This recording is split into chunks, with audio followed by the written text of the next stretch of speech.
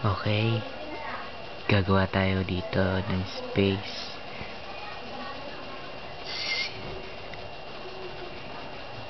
Kailangan dark to para mas maganda tingnan.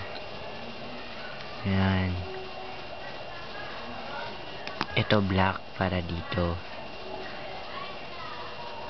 Mas magandang black sa pen para maganda at kitang-kita yung drawing.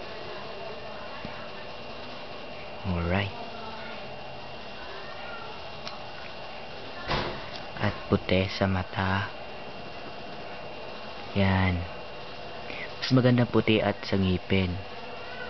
Yan. Ngipin. At yellow sa face.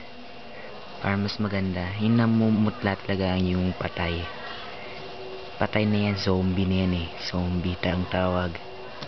At sa background etong kulay. Alright. At yan, nilingaw ng tuldok kasi para mas maganda yung background ng zombie. Yan. Bubura, kailangan yan. Mamaya ko na buburahin. Yan.